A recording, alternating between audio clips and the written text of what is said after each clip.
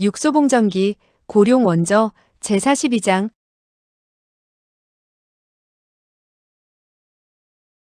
42. 송화강의 흑곰.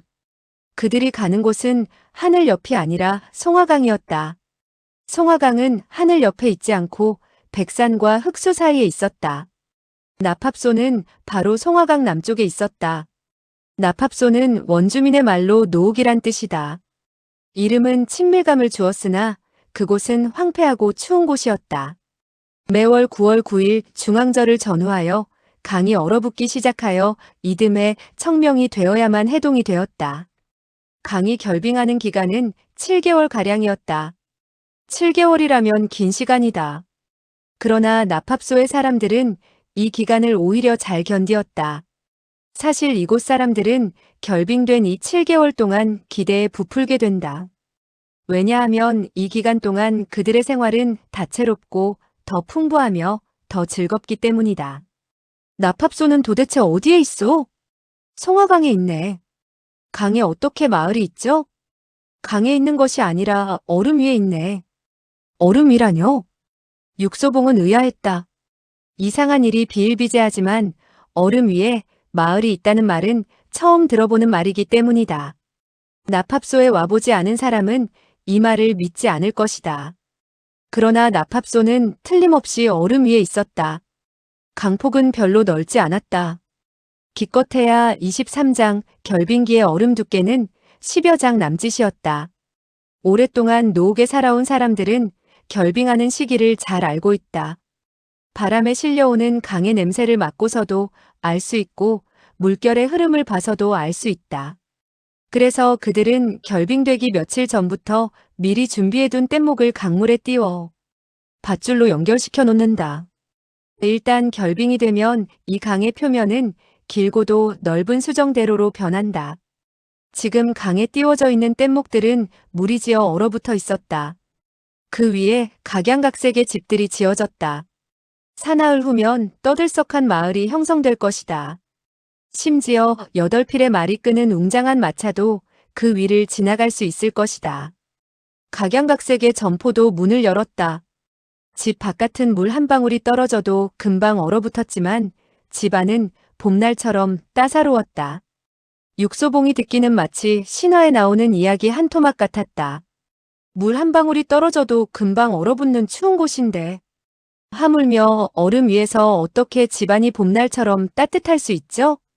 집안에는 불이 지펴져 있으니까. 얼음 위에서 불을 지핀단 말이오? 그렇다네. 그럼 얼음은? 얼음은 절대 녹지 않지. 이듬해 청명 무렵이 되면 해빙이 된다. 그러면 사람들은 집을 강가로 옮겨가고 필요 없는 물건들은 얼음 조각과 함께 강물에 띄워 보냈다. 그리하여 얼음 위에 세워졌던 변화하던 마을은 삽시간에 사라지고 마치 일장춘몽을 꾼 것처럼 된다. 지금은 1년 중 가장 추울 때다. 육소봉은 이런 시기에 나팝소에 왔다. 물론 혼자 온 것은 아니다. 왜냐하면 그는 이제 신분이 달라졌기 때문이다. 용모마저 달라져 있었다. 원래 그는 그의 상징이었던 눈썹 같은 콧수염 외에도 턱수염까지 기르고 있었다. 다른 사람이 턱 아래 수염을 길렀다면 모습이 별로 변하지 않을 것이다. 그러나 육소봉이 턱수염을 기르자 상황은 달랐다. 그는 눈썹이 4개인 사람으로 알려져 있었는데 턱 밑에도 수염이 났으니 원래의 상징을 충분히 감출 수가 있었다. 그로 인하여 그는 완전히 다른 사람으로 변한 것 같았다. 강남의 제일 갑부 가락산으로 변한 것이다. 그는 지금 신분에 걸맞게 많은 시종들을 이끌고 왔다. 그리고 따사로운 화롯불이 이글거리는 호화로운 마차에 앉아 영락없는 백만장자의 행세를 했다. 은색 여우 가죽으로 만든 피풍을 두른 초초는 마치 한 마리 비둘기처럼 그의 옆에 기대 앉아 있었다. 초초는 가끔 엉뚱한 말을 해서 사람들을 놀라게 하지만 대부분 너무나 온순했다.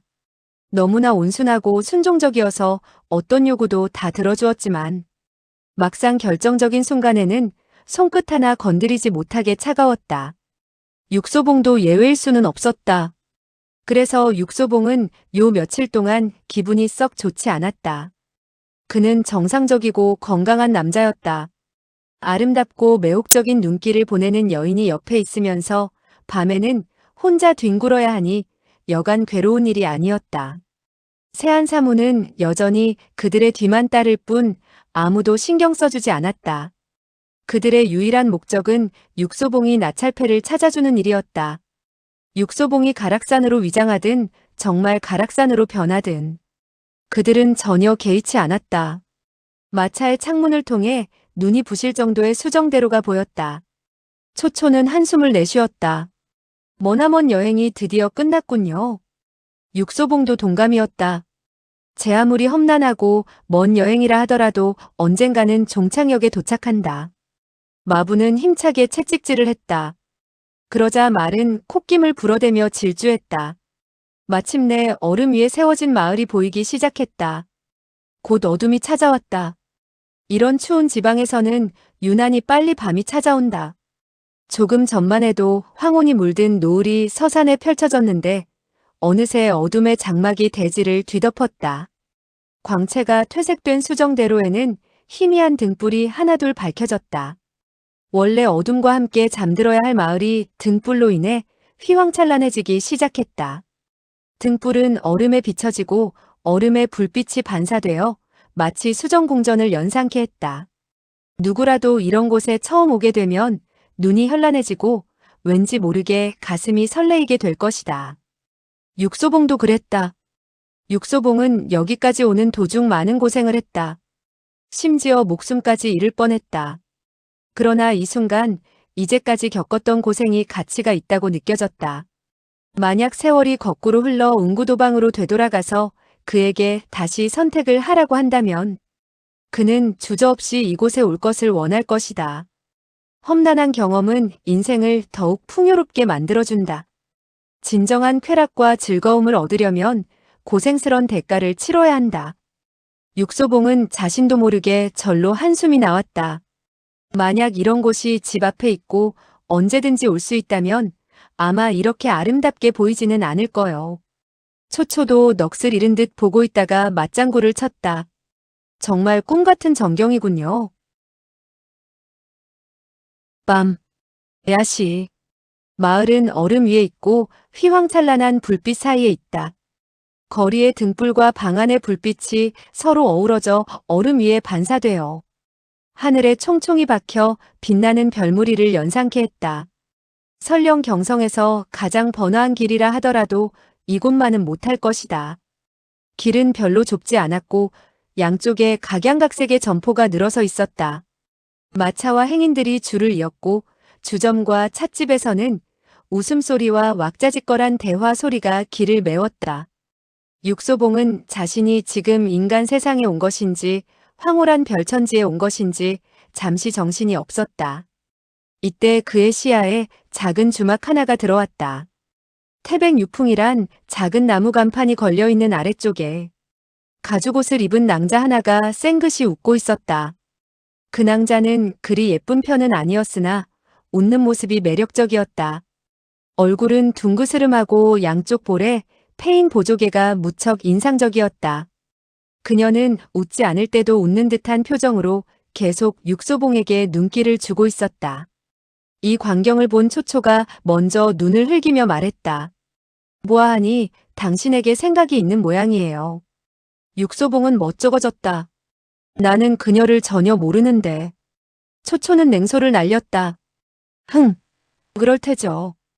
그렇지만 나는 알고 있어요. 육소봉은 의아했다.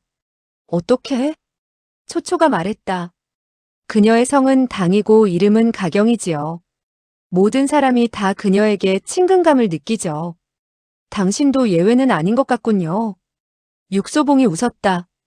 초초는 그녀에 대해서 많은 것을 알고 있는 것 같군. 초초의 얼굴은 여전히 냉랭했다. 물론이죠. 육소봉이 말했다. 하지만 그녀는 초초를 모르는 것 같은데? 초초는 눈을 깜빡이더니 육소봉을 쳐다보았다. 내가 어떻게 그녀를 알고 있는지 한번 맞춰보세요. 육소봉은 고개를 저었다. 나는 수수께끼를 별로 좋아하지 않소. 또 그럴 기분도 아니고.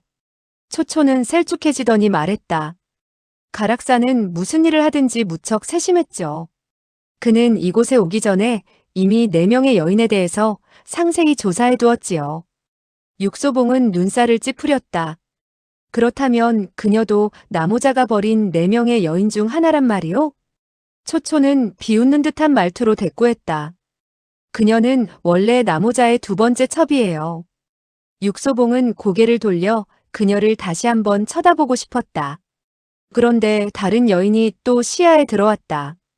이 여인은 맞은편의 타박상을 전문으로 치료하는 약포에서 나와 단가경의 작은 주막으로 들어가고 있었다.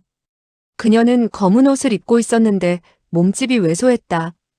그리고 마치 이 세상 사람들이 모두 그녀에게 300냥의 빚을 지고 갚지 않는 듯 차갑고 토라진 표정을 하고 있었다.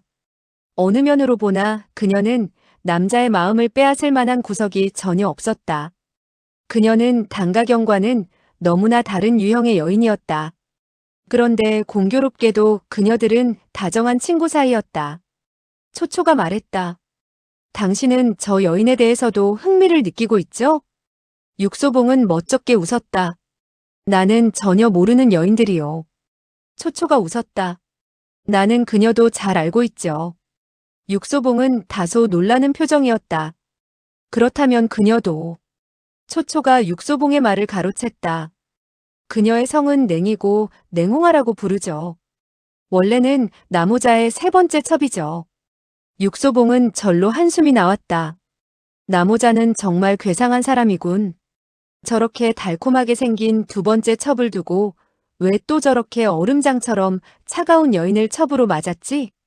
초초의 눈에 호기심이 어렸다. 차가운 여인도 어쩌면 나름대로의 매력이 있겠죠. 기회가 있으면 당신도 한번 경험을 해보세요. 육소봉은 그녀의 짓궂은 말을 귓가에 흘려들으며 태백유풍의 작은 주점을 바라보고 있었다. 이때였다. 2명의 사나이가 다리를 다친 사람을 부축해 그 약포 문 앞에 와서 소리쳤다. 냉부인은 어디 있소? 빨리 나와보시오. 알고 보니 냉홍아는 타박상을 전문으로 치료하는 의원이었다. 그리고 이 약포의 주인이었다. 육소봉은 절로 웃음이 나왔다. 그녀에게 저런 재주가 있다니 정말 뜻밖이군. 초초가 차갑게 말을 받았다. 그 재주뿐만이 아니라 그녀는 여러 가지 재주가 있죠. 육소봉은 이 말을 듣자 퍼뜩 정신이 들었다. 그는 새삼 느끼는 것이 있었다. 이 세상에서 밥을 먹지 않는 여인은 있어도 질투를 하지 않는 여인은 아마 한 명도 없을 것이다. 초초는 눈을 깜빡거리며 그를 쳐다보고 있었다. 사실 나모자의 4명의 여인 중 가장 아름다운 여인은 첫 번째 첩인 진정정이에요. 진정정? 육소봉은 이 이름을 들은 적이 있었다. 그랬다. 한 가지 생각이 뇌리를 스치고 지나갔다. 나팝소에 사는 사람들은 워낙 마음이 좁아 낯선 외지에서 온 사람들에게 늘 경계심을 갖고 있죠. 단지 2 사람을 제외하고 누가 무슨 소리를 해도 절대 믿어서는 안 돼요. 한 사람은 노사냥이라 하는데 나의 아버지의 오랜 친구죠. 또 한 사람은 진정정이에요. 육소봉은 정양이가 당부했던 말이 떠오른 것이다. 하지만 진정정도 나모자의 여인이라는 사실이 뜻밖이었다. 초초는 곁눈질로 육소봉을 훔쳐보더니 태연하게 말했다. 만약 그녀를 보고 싶다면 내가 데려다 주죠. 그녀가 어디 있는지 알고 있나? 그녀는 이하의 단짝이니 틀림없이 도박장에서 이하를 거들고 있을 거예요. 육소봉이 다시 물었다. 도박장이라니? 무슨 도박장? 응구도방이죠. 육소봉은 미간을 찌푸렸다. 이곳에도 응구도방이 있단 말인가? 초초가 고개를 끄덕였다. 이하는 바로 이곳의 응구도방에서 우리와 만나기로 약속이 되어 있어요. 육소봉은 더 이상 묻지 않았다. 왜냐하면 그는 이미 광이 나는 응구 하나가 바람 속에서 흔들리고 있는 것을 보았기 때문이다. 문은 넓지 않았다. 응구는 불빛 아래 반짝이고 있었다. 육소봉은 문을 열고 들어갔다. 뼈를 에이는 듯한 차가운 바람이 부는 밖에서 봄날처럼 훈훈한 도박장 안으로 들어간 것이다.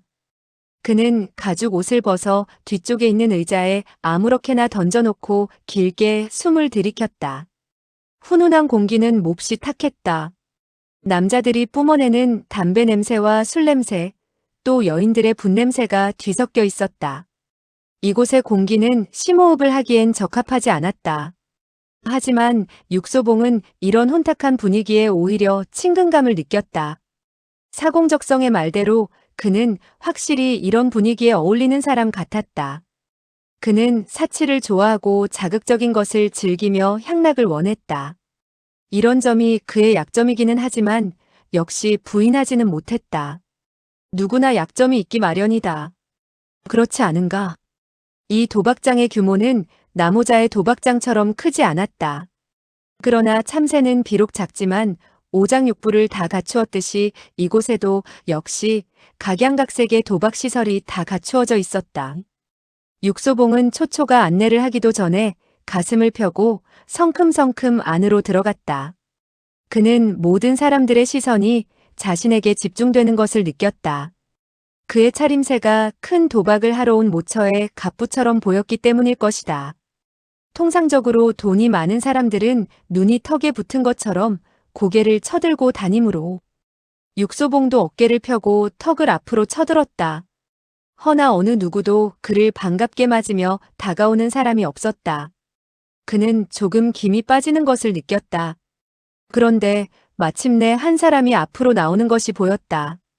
좀 이상하게 차려입은 사람이었다. 육소봉의 기억으로도 이런 차림새는 별로 보지 못했다. 이 사람은 몸에 붉은 비단의 장포를 걸치고 있었다. 장포에는 각양각색의 꽃이 수놓아져 있었다.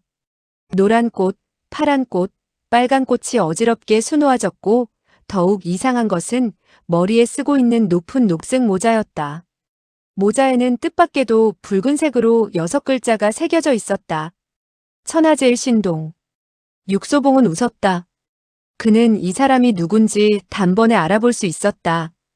그는 다름 아닌 이하의 남동생 이신동이었다. 그를 보자 이신동도 웃었다. 마치 백치처럼 웃었다. 그는 어슬렁어슬렁 걸어와 마치 여인처럼 고개를 약간 숙이며 인사를 올렸다. 안녕하세요. 육소봉은 웃음을 금치 못하며 말했다. 안녕하시오. 이신동이 물었다. 귀하는 누구신지. 육소봉이 대답했다. 성은 가라고 하오. 이신동은 눈을 가늘게 뜨고 그의 위아래를 훑어보고 나서 다시 물었다. 가영은 외지에서 왔소? 육소봉은 고개를 끄덕였다. 그렇소. 이신동은 침을 삼키며 또 물었다. 가영은 무슨 도박을 좋아하죠?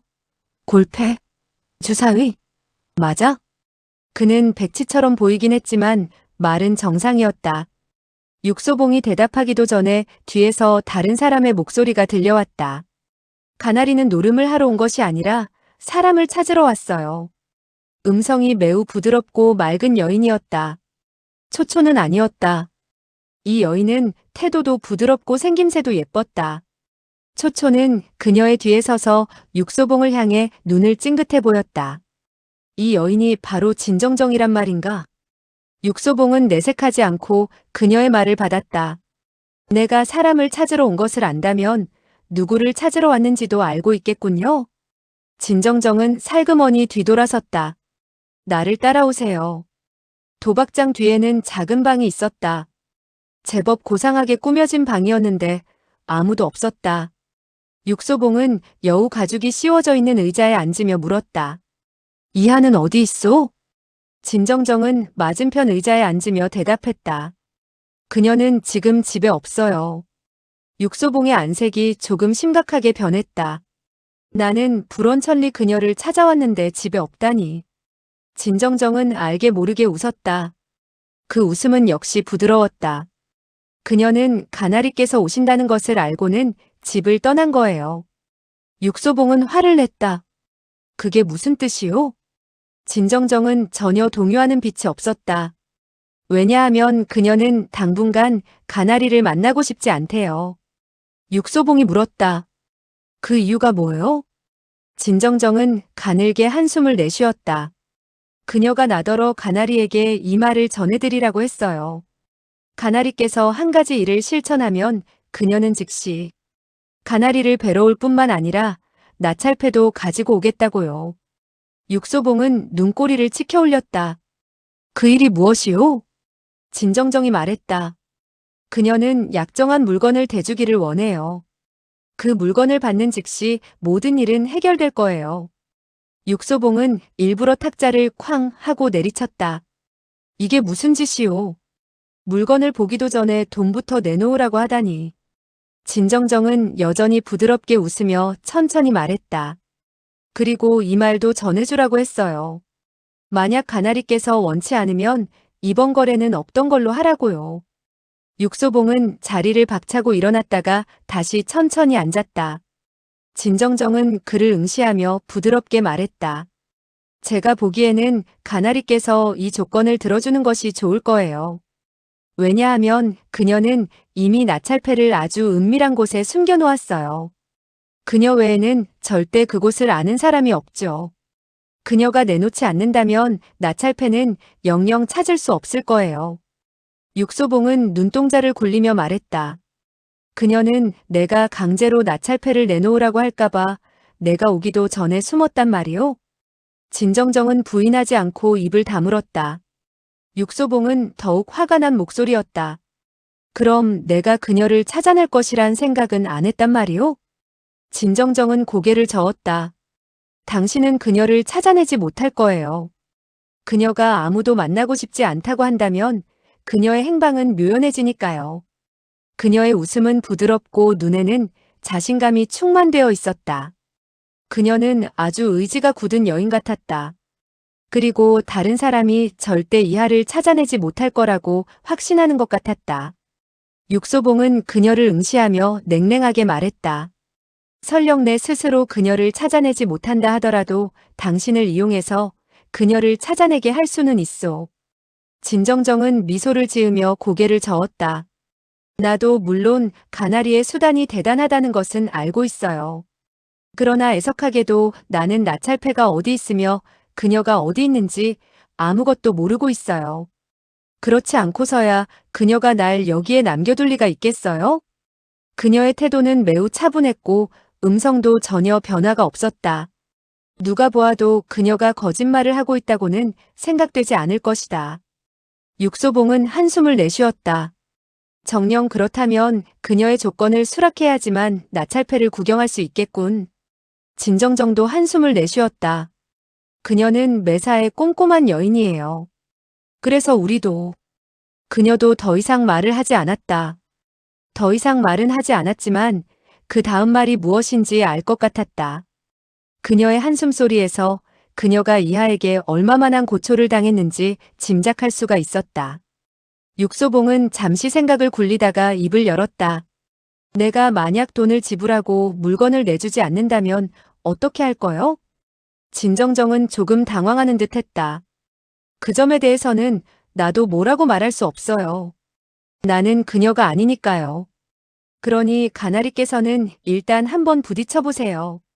우린 이미 가나리를 위해 머물 곳을 마련해 두었어요. 육소봉은 자리에서 벌떡 일어나 냉랭하게 말했다. 그럴 필요 없소. 내 스스로 머물 곳을 찾을 거요. 진정정은 살그머니 일어났다. 가나리는 이곳이 초행이고 아는 사람이 전혀 없을 텐데 어떻게 찾죠? 육소봉은 턱을 위로 치켜든 채 거만하게 앞으로 걸어갔다. 나는 비록 아는 사람은 없지만 많은 돈을 갖고 있어. 두 사람은 응구도방을 나왔다. 초초는 물론 육소봉 곁에 있었다. 그녀는 도박장이 저만치 보이자 갑자기 손뼉을 치며 즐거워했다. 아주 잘했어요. 육소봉은 그녀의 호들갑에 시치미를 뗐다. 무엇을 잘했다고? 초초는 신나는 모양이었다. 당신의 행동, 말투, 표정은 정말 그럴싸했어요. 정말 돈밖에 없는 졸부의 모양이었어요. 육소봉은 쓴웃음을 지었다. 사실 나는 가락산이 음침한 인물으로서 아까 나처럼 무턱대고 건방을 떨지 않는다는 것을 알고 있었지만 그러나 음침한 행동은 도저히 흉내낼 수가 없었소.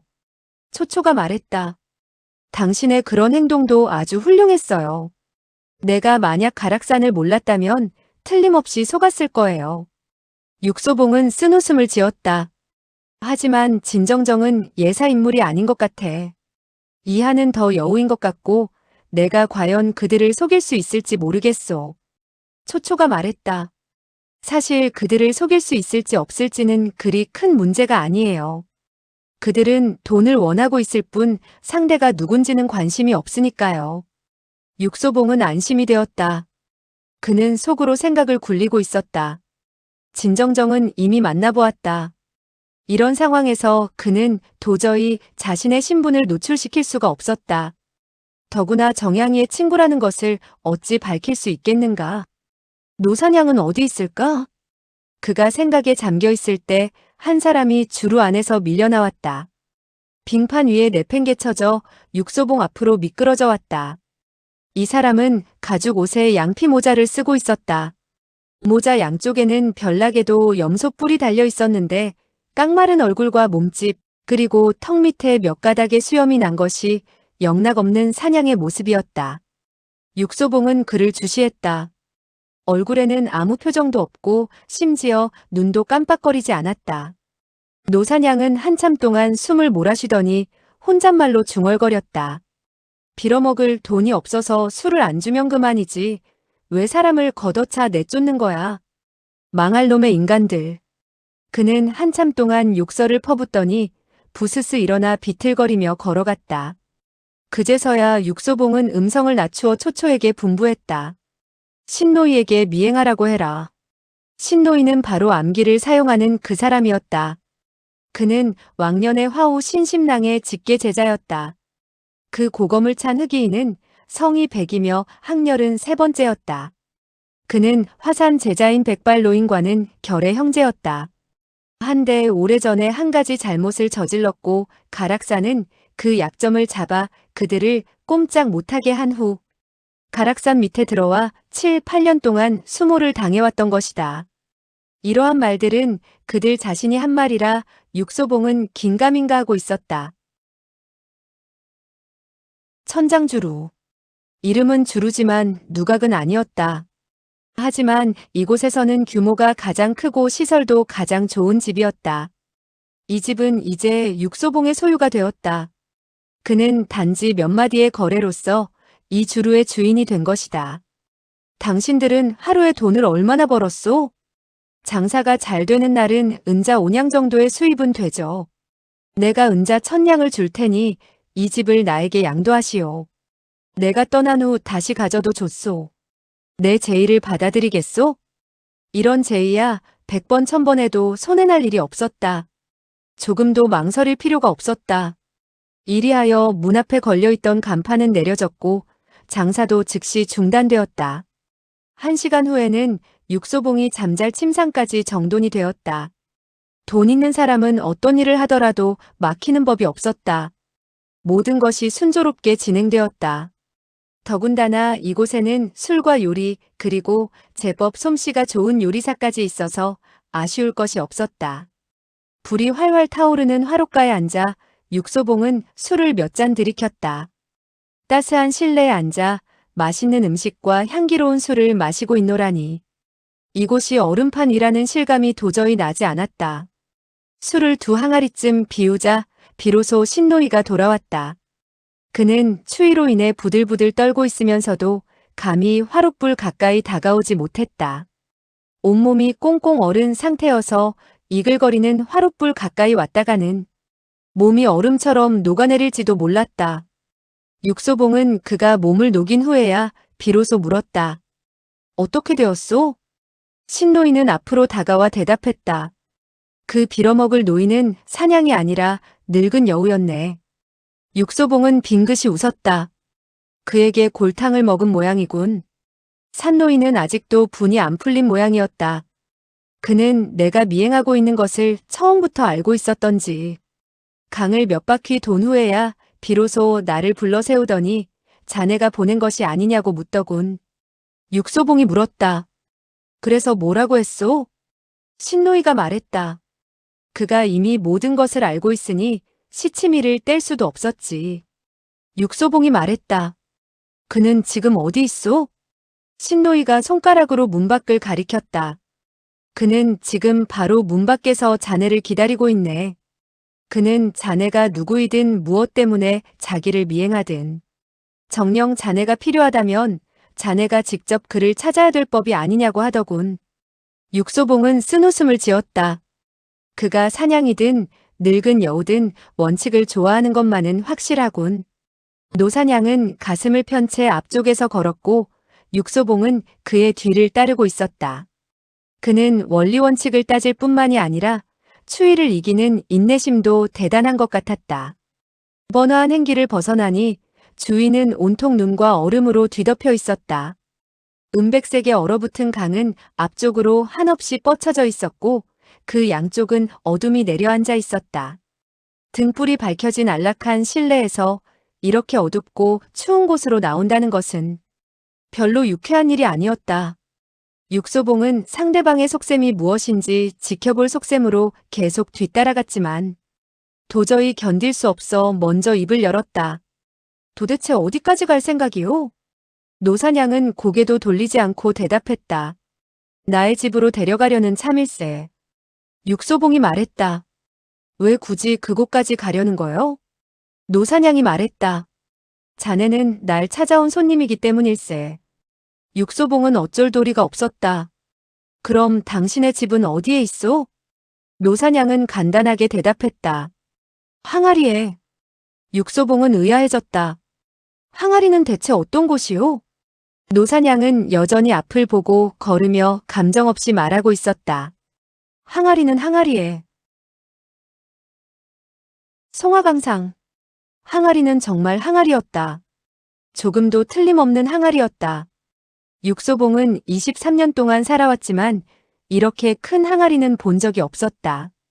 만약 이곳에 오지 않았다면 그가 앞으로 이 300년을 더 살아도 이렇게 큰 항아리는 보지 못할 것이다. 이 항아리의 높이는 최소한 2장 정도는 되는 것 같았다. 언뜻 보기에 마치 원형의 집 같았다. 하지만 이것은 집이 아니라 항아리다. 왜냐하면 문도 없고 창문도 없기 때문이다. 항아리 위쪽에 밧줄이 드리워져 있었다.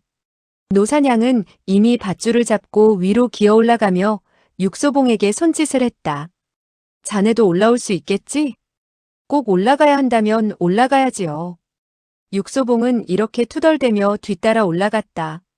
항아리 속은 넓었다. 그리고 술이 있었다. 그 술은 양피주머니 속에 담겨져 있었다. 단 한 모금만 마셔도 금방 눈물이 찔끔 나올 만큼 독한 소도자였다.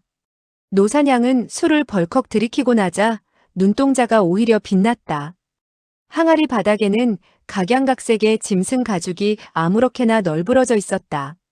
그는 술 주머니를 안고 편안한 자세로 앉으며 길게 숨을 내쉬었다. 자네는 이렇게 큰 항아리를 본 적이 있나? 아니오. 자네는 날 본 적이 있나? 아니오. 사냥은 고개를 갸우뚱거렸다. 이상하군. 나는 자네를 본 적이 있는 것 같은데. 육소봉은 흠칫했다. 네. 사냥은 그를 뚫어지게 쳐다보았다. 자네가 가락산 가나리인가? 육소봉은 얼른 고개를 끄덕였다. 그렇소. 사냥은 크게 웃었다. 그리고는 눈을 가늘게 뜨고 말했다. 자네는 그가 아닐세. 내가 가락산이 아니란 말이오? 절대 아니네. 육소봉은 약간 신경질적으로 말했다. 그렇다면 내가 누구란 말이오? 사냥은 미소를 지었다. 자네는 장삼이라고 해도 좋고 이사라고 해도 좋네. 내가 아는 것은 단지 자네가 가락산은 아니라는 것뿐이네. 왜냐하면 나는 그 빌어먹을 늙은이를 한 번 본 적이 있지. 육소봉도 웃었다. 그는 원래 웃지 않으려고 했지만 웃지 않을 수 없었다. 갑자기 이 늙은이가 아주 재미있게 느껴졌다. 노사냥은 그를 위아래로 훑어보더니 역시 흥미있는 눈초리로 변했다. 육소봉을 본 사람이라면 대부분 그런 생각이 들 것이다. 육소봉이 말했다. 나는 단지. 노사냥이 그의 말을 가로챘다. 이하의 성격도 괴팍하지만 정노대는 더욱 괴팍하지. 그는 뿌리 없는 나무에 물을 주기 위해 집과 모든 것을 팔아 2년 남짓의 시간을 허비하며 이런 커다란 항아리를 2개 만들었지. 다만 여름에 내리는 빗물을 받아 마시기 위해서 말이야. 육소봉이 물었다. 정노대는 이하의 옛 남편이었소? 노사냥은 고개를 끄덕였다. 지금 이하는 비록 보이지 않지만 절대 이곳을 떠나지는 않았네. 나는 그녀가 마을에 숨어 있을 것을 장담하네. 자네가 만약 나에게 그녀의 행방을 묻겠다면 그건 참으로 곤란하네. 나도 그녀가 어디 숨었는지는 모르니까. 육소봉은 점점 흥미가 있어졌다. 당신은 내가 그 일 때문에 온 것을 어떻게 알았소? 노사냥은 눈살을 찌푸렸다. 그럼 아니란 말인가? 당신은 그럼 내가 누구인지도 알고 있소? 노사냥은 고개를 내저었다. 나는 모르네. 알고 싶지도 않고. 또한 자네가 누구이든 나와는 전혀 상관이 없네. 그는 다시 눈을 가늘게 떴다. 눈동자에는 교활한 웃음이 서려 있었다. 그는 다음 말을 이었다. 나는 자네가 별로 눈에 거슬리지 않아 이곳까지 데려왔네. 그러나 무엇을 알고 싶으면 다른 사람을 찾아가 물어보는 것이 좋을 걸세. 이때 육소봉은 언뜻 생각나는 것이 있어 다그쳐 물었다. 당신은 방금 이런 커다란 항아리를 2개 만들었다고 했소? 노사냥은 고개를 끄덕였다. 그렇소. 육소봉이 다시 물었다. 그럼 한 가지만 대답해 주시오. 다른 한 개의 항아리는 어디에 있소? 노사냥은 단호히 대답했다. 모르네. 육소봉은 이맛살을 찌푸렸다. 무엇이든지 모른다고만 하실 거요? 노사냥은 한숨을 내쉬었다. 나는 이미 늙었네. 너무 늙어서 내 이름까지 잊어버릴 지경이네. 마을에는 젊은 사람들이 많지. 젊은 여자들은 더욱 많고. 자네가 알고 싶은 것이 있다면 그들을 찾아가 물어보는 것이 훨씬 현명하지. 그는 술 한 모금을 들이키더니 편한 자세로 누워 눈을 감아버렸다. 다시는 육소봉을 쳐다보지도 않았고 더 이상 입을 열 기색도 보이지 않았다. 육소봉은 노인을 바라보며 절로 한숨이 나왔다. 당신은 내가 가락산이 아니란 것을 알고 또 정노대의 딸을 알고 있다는 것도 알며 심지어 이하가 멀리 떠나지 않고 이 마을에 있다는 것도 알고 있으면서 계속 아무것도 모른다고만 하다니. 노사냥은 눈을 감은 채 들은 척도 하지 않았다. 육소봉이 말했다. 보아하니 신노이의 말이 맞군. 당신은 노사냥이 아니라 늙은 여우라고 해야 어울리겠군. 노사냥의 얼굴에 미소가 어리더니 한쪽 눈을 찡긋하며 한쪽 눈을 뜨고 육소봉을 바라보았다. 자네는 늙은 여우를 만난 것을 다행으로 생각하게. 나는 앞으로도 자네가 불여우를 만나지 않기를 바라네. 단가경이 경영하는 그 작은 주막은 불취무귀, 즉 취하지 않고서는 돌아가지 않는 주막이라 불리고 있다. 날이 어두워진 지 오래되지만 아직 밤은 깊은 편이 아니었다. 육소봉이 돌아왔을 때 곳곳에는 아직 불빛이 휘황찬란했다. 이 불취무귀의 작은 주막도 열려 있었다. 이 주막은 분위기가 좋아 보였다. 주인 여자도 예뻤다. 그러나 어찌된 영문인지 오늘따라 주막은 텅텅 비어 있었다. 육소봉은 이 주막 앞에 이르러 미모가 그리 빼어나지는 않지만 매혹적인 미소를 지닌 단가경을 다시 볼 수가 있었다. 그녀는 문 앞에 서서 생긋이 웃으며 육소봉을 쳐다보았다. 마치 오래전부터 그가 오기를 기다리고 있는 것처럼 보였다. 그녀의 웃음은 비단 매혹적일 뿐 아니라 육소봉의 발걸음을 주막 안으로 들어오도록 청하는 것도 같았다. 육소봉은 여지껏 이런 청을 거절한 적이 없었다. 또한 그 기회를 놓칠 수도 없었다. 저렇듯 유혹의 눈길을 보내는 여자라면 말도 청산유수처럼 잘할 것이다. 말을 많이 하는 여자라면 틀림없이 남의 비밀도 서슴없이 늘어놓을 것이다. 육소봉은 미소를 지으며 천천히 다가갔다. 그가 우선 무슨 말부터 할까를 생각하고 있는데 단가경이 먼저 눈을 곱게 흘기며 입을 열었다. 듣자 하니 귀인은 천장주루를 통째로 사버렸다면서요? 육소봉이 빙긋이 웃었다. 이곳은 소문이 정말 빠르군. 단가경이 말했다. 이곳은 워낙 작은 마을이라 당신처럼 귀인이 오면 눈길을 끌기 마련이죠.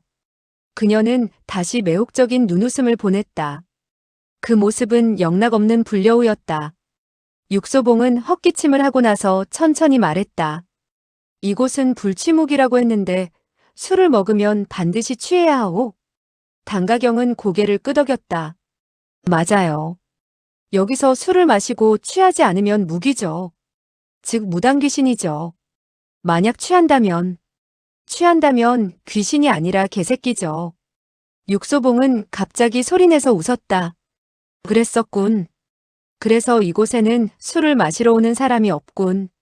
귀신이 되거나 개새끼가 되고 싶은 사람은 없을 테니까. 단가경은 눈웃음을 쳤다. 하지만 당신 같은 사람이 있죠. 당신은 술을 마시러 왔으니까. 육소봉이 말했다. 난. 단가경이 그의 말을 가로막았다. 더 이상 말할 필요 없어요. 당신은 술을 마시러 온 것이 분명하니까요.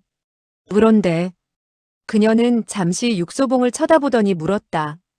당신은 귀신이 되고 싶어 이곳에 왔나요?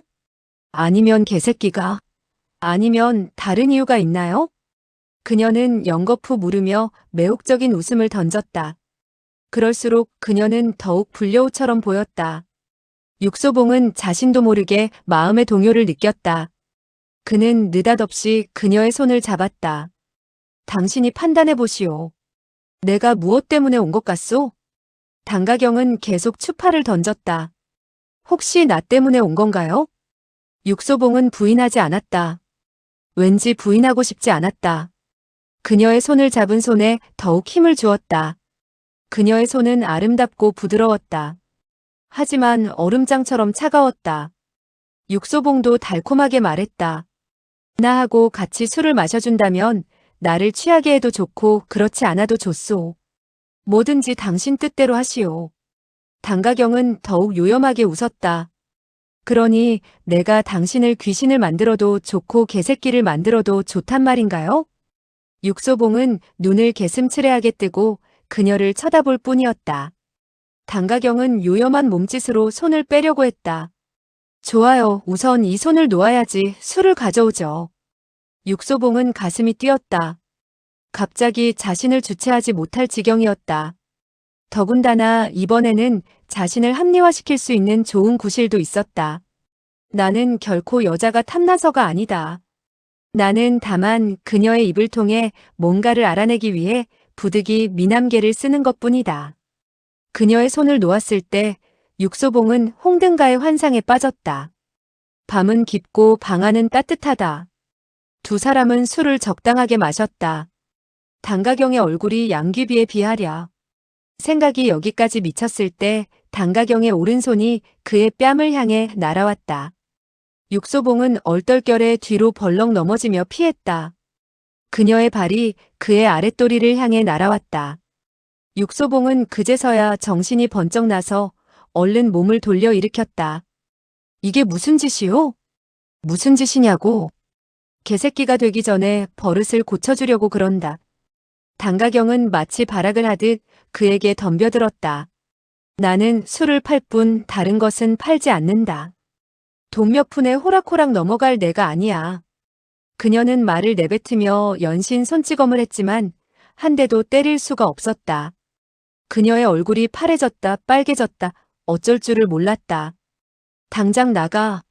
당장 꺼져. 또다시 이곳에 나타났다간 다리 몽둥이를 부러뜨리겠다. 그녀는 분을 이기지 못해 발을 동동 굴렀다. 육소봉은 그녀의 욕설에 입만 해벌어져 있다가 쫓겨났다. 알고 보니 이 여인은 겉으로는 솜사탕처럼 달콤하지만 속으로는 남자를 학대하는 여자였다. 남자가 고통스럽게 비틀거리는 걸 보면 희열을 느끼는 그런 여자였다. 단가경은 문 앞에서 서서 온갖 요염한 몸짓으로 남자를 유혹한 후에 걸려들면 갖가지 방법으로 학대하는 것이었다. 육소봉은 그나마 다행이었다. 그녀의 손길을 피할 수 있었으니 온전한 몸으로 걸어 나올 수 있었다. 그 밖에는 아무도 없었다. 들어갈 때는 잔뜩 기대에 부풀어 신바람이 났었는데 나올 때는 마치 바보가 된 것 같았다. 그는 속으로 중얼거렸다. 나는 가는 곳마다 이상한 여자를 만나는군. 이때 그는 긴 비명소리를 들었다. 남자의 비명소리였다. 한 남자가 개처럼 무릎 꿇고 가면서 비명을 지르고 그 위에 냉홍아가 남자를 짓누르고 있었다. 자, 천천히 기어봐. 목을 뒤로 젖히고 목뼈는 괜찮은지, 어디가 아픈지 말해봐. 남자는 고통스런 표정으로 말했다. 이제 괜찮소. 아픈 데가 있으면 또다시 찾아와. 냉홍아는 차가운 시선으로 그를 바라보더니 갑자기 발로 그를 문 밖으로 차냈다. 남자는 빙판 위에 나둥그러지더니 비틀거리며 일어나 걸어갔다. 육소봉의 쓴웃음이 지워졌다. 도대체 그 남자에게 몹쓸 버릇이 있는지, 이 여자에게 몹쓸 버릇이 있는지 분간이 가지 않았다. 냉홍아는 그의 맞은편에 서서 냉소를 날렸다. 당신도 나에게 치료받으러 왔나요? 육소봉은 억지로 웃음을 지어 보이며 길을 떠나려 했다. 아무 말 없이 떠나는 것이 상책인 듯 싶었다. 그는 갑자기 세상의 여인들이 다 무서운 존재처럼 느껴졌다. 더군다나 지금 이 여자와 상대했다가는 또 무슨 봉변을 당할지 모를 일이다. 육소봉이 몸을 돌려 가려하자 냉홍아는 그의 앞을 가로막고 섰다. 당신은 왜 여기에 왔죠? 왜 말을 하지 않는 거죠? 육소봉은 막무가내로 가려고만 했다. 나는 아무 말도 하고 싶지 않소. 냉홍아는 아랫입술을 깨물며 차갑게 말했다. 당신이 왜 대답조차 하기 싫어하는지 나는 알고 있죠. 당신은 틀림없이 내가 차갑고 사납고 괴상한 취미가 있는 여인이라 생각하겠죠? 육소봉은 쓴웃음을 지었다. 아니요. 그는 자신도 모르게 거짓말을 했다. 마음속으로는 확실히 그녀의 말이 전부 사실이었다. 냉홍아는 다시 아랫입술을 깨물며 그를 차갑게 노려보았다. 그런데 뜻밖에도 그녀의 냉기서린 눈에는 진주 같은 눈물이 또르르 굴러떨어졌다. 이런 여인도 눈물을 흘리다니. 육소봉은 흠칫 놀라며 어쩔 줄을 몰랐다. 갑자기 왜 이러는 거요? 냉홍아는 고개를 떨구며 훌쩍였다. 아니에요. 아무것도 아니에요. 나는 단지 괴로울 뿐이에요. 육소봉이 반문했다. 괴롭다니. 상대방을 깔고 앉아 개처럼 취급하고는 사람이 괴롭다니 상대방을 학대한 만큼 자신도 괴롭단 말인가? 냉홍아는 그가 속으로 무슨 생각을 하고 있는지 전혀 상관하지 않는 듯 엉뚱하게 물었다. 당신은 외지에서 왔죠? 그러니 당신은 이곳의 남자들이 얼마나 나약하고 비겁한지 잘 모를 거예요. 그는 내가 혼자 사는 것을 얕잡아보고 틈만 나면 비열한 수단으로 나에게 접근하고는 했어요. 훌쩍거리며 말하는 그녀가 갑자기 왜소하고 불쌍해 보였다. 그녀의 이미지였던 차갑고 사납던 모습은 전혀 간 곳이 없었다. 정말 온갖 수모를 당한 연약한 여자처럼 보였다. 그녀는 다음 말을 이었다. 내가 만약 그에게 한번 약점이 잡히기만 한다면 세상 사람들은 나에게 등을 돌릴 거예요. 내가 늘 남자들을 유혹하는 파렴치한 여자로 낙인이 찍혀서요. 그래서 난 어쩔 수 없이 늘 차가운 여자로 사는 거예요. 하지만 나도 사람이에요. 늘 강인한 것은 아니에요. 나도 감정이 있으니 혼자 지내는 밤의 고독도 알아요. 그럴 때는 역시 그녀는 더 이상 말을 잇지 않았다. 말하지 않아도 그녀의 감정을 이해할 수 있었다. 얼음장처럼 차가운 여인도 용광로처럼 뜨거운 가슴을 지니고 있었던 것이다. 육소봉은 갑자기 그녀에게 연민의 정을 느꼈다. 냉홍아는 눈물을 닦으며 억지로 웃음을 지었다. 사실 우리는 초면인데 내가 왜 이러는지 모르겠군요. 육소봉의 음성은 한결 부드러워졌다. 괜찮소. 나도 사실 외로운 사람이요. 누구라도 붙잡고 얘기를 나누고 싶었던 참이요.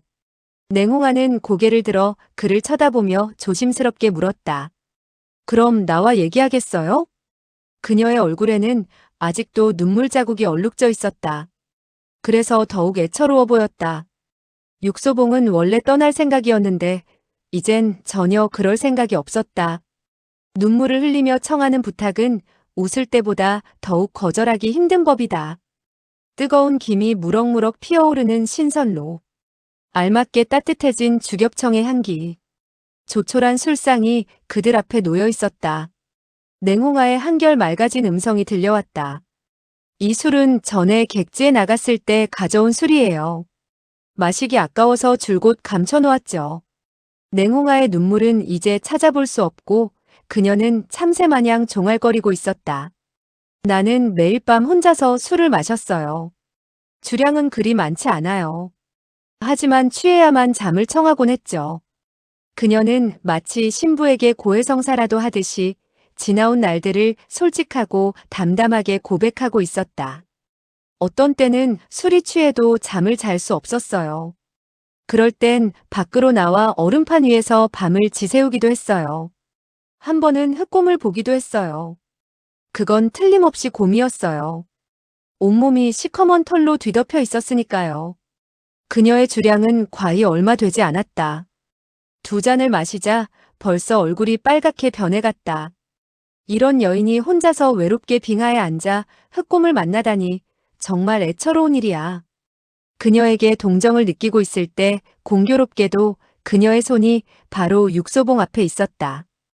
육소봉은 자기도 모르게 그녀의 손을 덥석 잡았다. 그녀의 손은 작고 부드러웠으며 불처럼 뜨거웠다. 방 안은 봄날처럼 따사로웠고 탁자 위에는 활짝 핀 매화가 꽂혀 있었다. 그녀의 가슴은 심하게 뛰고 있었다. 언제 어떻게 된 영문인지 그녀는 이제 그의 품 안에 쓰러져 있었고 그는 그녀의 심장 고동을 느끼고 있었다. 왜소하고 연약한 그녀의 몸은 마치 불덩이 마냥 뜨거웠다. 그녀의 입술도 뜨거웠다. 그 일이 있은 후 한참이 지난 지금도 그때 그 순간이 어떻게 주어졌는지 육소봉은 어슴푸레했다. 그날 대체 어떤 일이 있었는가? 나중에 육소봉에게 이렇게 묻는 사람이 있었다. 사실 그날은 아무 일도 일어나지 않았지. 육소봉은 부인하고 있었다. 그것은 내가 성인군자라서가 아니라. 그랬다. 성인군자라서 아무 일이 없었던 게 아니라 방해하는 박수 소리가 났던 것이다. 결정적인 순간에 누가 자네들을 위해 박수를 쳤단 말인가? 나중에 그의 얘기를 듣던 사람은 웃음을 금치 못했다. 2사람의 사랑 표현이 너무나 멋있었나 보군. 육소봉은 부인하지 않았다. 아무튼 그 박수 소리는 그들을 깜짝 놀라게 하여 그 다음 행동을 제지했고 또한 탁자가 들려 신선로까지 뒤엎고 말았다. 박수를 친 사람은 대관절 누구인가? 아주 못된 녀석이지. 홍색 장포를 입고 녹색 모자를 쓴 되먹지 못한 놈이야. 이신동이 문 쪽에 서 있었던 것이다. 그들을 쳐다보며 희죽거리고 있었다. 제발 멈추지 말고 계속하시오. 이런 멋들어진 광경을 나는 몇 해 동안 보지 못했소. 다시 한번 보여준다면 내일 푸짐하게 한턱 내겠소. 그의 말에는 한마디도 욕설이 섞여 있지 않았다. 그러나 육소봉은 살아오면서 이런 구역질 나는 말을 들어본 적이 없었다. 그는 당장 앞으로 뛰어나가 그 미치광이 같은 녀석의 뺨을 갈겨주고 싶었다. 하지만 그는 참았다. 왜냐하면 냉홍아의 행동이 그보다 빨랐기 때문이다. 이 왜소하고 연약한 여인은 또다시 사나운 살쾡이처럼 변했다. 그녀의 출수는 거칠고도 악랄했다. 육소봉은 그녀가 무공을 익혔다는 것을 알고 있었지만 이 정도로 상당한 수준에 이르렀다는 것은 생각지 못했다. 그녀의 출수는 매우 신속했다. 만약 그녀의 초식이 이신동의 몸에 격중된다면 틀림없이 2가지 소리가 들릴 것이다. 뼈가 으스러지는 소리와 돼지 멱다는 듯한 처절한 비명소리. 그러나 아무 소리도 들리지 않았다. 알고 보니 그 초식은 이신동의 옷자락조차 건드리지 못했다. 이신동은 비록 우스꽝스런 옷을 입고 말투 또한 어눌하지만 무공만큼은 조금도 우스꽝스럽지 않았다. 심지어 육소봉조차도 그의 무공 경지를 가늠하기 힘들 지경이었다. 이런 사람이 무엇 때문에 백치처럼 누나의 치마폭 아래 빌부터 살고 있는 것일까? 왜 스스로 자신의 길을 개척하지 않는 것일까? 혹시 그의 누나의 무공이 그보다 뛰어나 그를 누르고 있는 것은 아닐까? 육소봉이 고개를 들었을 때 이신동의 손이 냉홍아의 가슴에서 떼어지는 것이 보였다. 냉홍아는 즉시 문 밖으로 뛰쳐나갔고 연이어 그녀의 통곡 소리가 들려왔다. 육소봉은 분노가 끓어올라 두 손을 불끈 쥐고 이 사람을 당장 혼내줄 작정을 했다. 그런데 이신동은 뜻밖에도 그에게 손을 흔들었다. 다가오지 마시오. 나는 당신이 누군지 알고 있으며 당신의 적수가 되지 못한다는 것도 알고 있어. 육소봉의 표정이 심각해졌다. 내가 누군지 알고 있다고? 이신동이 말했다. 다른 사람은 속일 수 있을지 몰라도 나는 아니오. 설령 당신이 턱수염을 더 길게 길렀다 해도 소용이 없소. 그래도 당신은 눈썹이 4개 달린 육소봉이란 것을 알아낼 테니까. 육소봉은 그만 자신의 몸이 경직되는 것 같았다. 그가 여기 온 지 불과 2시간밖에 안 되고 그동안 5사람을 만났는데 모두들 보통 인물들이 아니었다. 이곳에 있는 사람들은 모두 예사롭지 않은 것 같았다. 보아하니 나찰패를 찾는다는 것은 쉬운 일이 아닌 것 같았다. 이신동은 그의 속마음을 꿰뚫어 보는 듯 의미 있게 웃으며 말했다. 하지만 안심하시오. 나는 절대 당신의 비밀을 누설하지 않을 것이오. 왜냐하면 우린 같은 배를 탄 사람이고 나는 여기서 당신을 오랫동안 기다려왔소. 육소봉은 더욱 놀랐다. 내가 올 것을 알고 있었단 말인가? 이신동이 말했다. 나모자는 당신이 날 찾아올 것이라 말했죠. 나는 그의 말을 의심해 본 적이 없으니까. 육소봉은 그제서야 깨달았다. 그는 나모자의 말이 생각났다. 설령 자네가 찾지 못한다 해도 누가 자네를 안내할 걸세. 자네가 그곳에 가기만 하면 곧바로 자네에게 연락을 취하는 사람이 있을 걸세. 그가 생각을 굴리고 있을 때 이신동이 웃으며 말했다. 당신은 내가 왜 누나를 배신하고 나모자의 앞잡이 노릇을 하는지 뜻밖이겠죠? 육소봉은 냉랭하게 말했다. 뜻밖이지도 않군.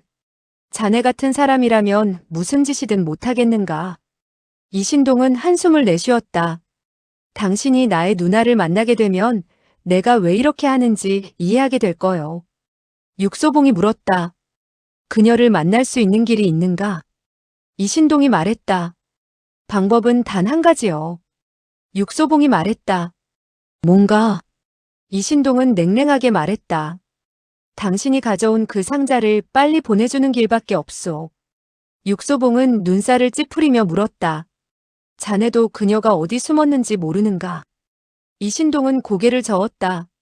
나 역시 모르오. 누나는 황금 외에는 혈육조차도 안중에 없으니 내가 알리 있겠소. 육소봉은 한참 동안 그를 주시하다가 소리를 질렀다. 자네 나한테 얻어맞고 싶나? 이신동은 당연히 원치 않았다.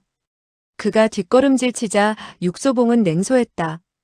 그럼 바닥에 쏟아진 음식을 주워 먹게. 조금이라도 남긴다면 그땐 용서치 않을 걸세. 신선로는 바닥에 쏟아져 싸늘하게 식어 있었다. 야채와 고기는 서로 뒤섞여 이미 사람이 먹을 음식이 아니었다. 이신동은 울상을 지으며 하는 수 없이 고개를 숙여 개처럼 핥기 시작했다. 육소봉은 천천히 밖으로 걸어 나왔다. 잠시 후에 이신동의 구역질하는 소리가 들려왔다. 밤은 이미 깊었다. 휘황찬란하던 빙상의 거리도 어둠에 잠겨 있었다. 차가운 바람이 골목에서 불어와 절로 옷깃을 여미게 했다. 냉홍아는 어디로 갔을까? 이번에도 빙하로 나가 흑곰이 오기를 기다리고 있는 것이 아닐까? 그녀가 말한 흑곰은 어떤 상징적인 물체가 아닐까? 혹시 인간의 가장 원초적인 욕망을 상징하는 것이 아닐까? 육소봉은 비애를 느꼈다. 비단 그녀가 가엾어서 느끼는 감정이 아니라 자기 자신에게 비애를 느끼고 있었다. 인간은 왜 자신의 욕망으로 인해 이렇게 괴로워해야 할까? 천장주로 안에서 등불이 새어나왔다. 열기도 새어나왔다. 육소봉은 가볍게 심호흡을 했다. 어쩌면 천장주로에서는 아직도 김이 오르는 음식과 향기로운 술과 예쁜 여인이 자신을 기다리는 것이 아닐까 하는 환상에 사로잡혔다. 바로 이때 한 줄기의 검은 그림자가 이 천장주루 뒤쪽에서 솟구쳐 어둠 속으로 사라지는 것을 보았다. 그 날렵한 신법은 육소봉과 비교해 결코 뒤지지 않았다. 이런 곳에 누가 저런 고명한 경공술을 지니고 있는 것일까? 육소봉은 미간을 좁히고 시선은 검은 그림자의 행방을 뒤쫓고 있었다. 이때 문이 열리고 웃음이 가득 담긴 눈동자가 그를 쳐다보고 있었다. 당신은 다행히 그녀에게 잡혀 먹히지 않고 돌아왔군요. 더운 김이 모락모락 피어오르는 신선로. 알맞게 데워진 주겹청. 초초는 달콤한 웃음을 띠고 맞은편에 앉아 있었다. 이 술은 내가 일부러 외지에서 손수 가져온 거예요.